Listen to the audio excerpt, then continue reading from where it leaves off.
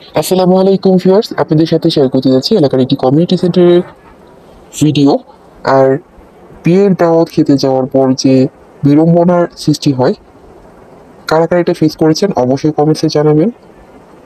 খাবারের টেবিলে বসার আগেই চেয়ারে বসার সময় শুনতে হয় এখানে লোক আছে। খাবারের টেবিলে যে প্লেট এবং গ্লাস দেওয়া হয়, ধুয়ে দেওয়ার পরে দেখা যায় এগুলোর মধ্যে এটা কিছু না কিছু ময়লা লেগে থাকে। এটা চেঞ্জ করে নিলে একই অবস্থা, আবার নিজেরাই এটা ভালো করে ধুয়ে নিতে হয় টেবিলে বসেই। আর একটু দেরি করে খাবারে খেতে যাওয়ার পর শুনতে পারবেন টিকিয়া শেষ বা রোস্ট শেষ, বসে বসে অপেক্ষা করতে হয়। আর খাবারের টেবিলে কোনো বন প্লেট থাকে না। আপনারা একটা বন প্লেট, একটা প্লেট নিয়ে রাখতে পারেন।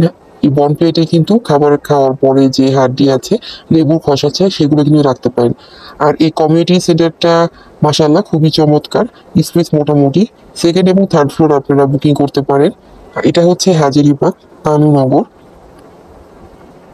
এখানে এসির ব্যবস্থা আছে, আপনারা চাইলে বুকিং করার জন্য এই যে কন্ট্যাক্ট নম্বরটা ভিডিওতে আমি শেয়ার করে দিয়েছি। হাজারীবাগ কমিউনিটি সেন্টার খুবই পরিষ্কার পরিচ্ছন্ন।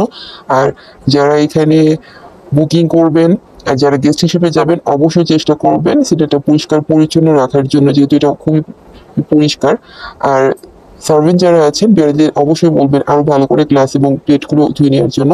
আর খাবারের টেবিলে যদি লোক থাকে, অন্য কেউ বসার আগে নয়, বরং লোকদের বসিয়ে রাখুন যাতে করে অন্য কেউ হয়রানির শিকার না হয়। বসতে যাওয়ার আগে যেন শুনতে না হয় এখানে লোক আছে। আর যারা দাওয়াত দেন তারা অবশ্যই এই বিষয়টা মেনটেন করুন। ভিডিওটি ভালো লাগলে এখনই লাইক এবং শেয়ার করে দিতে পারেন। ভালো থাকুন, আল্লাহ হাফিজ।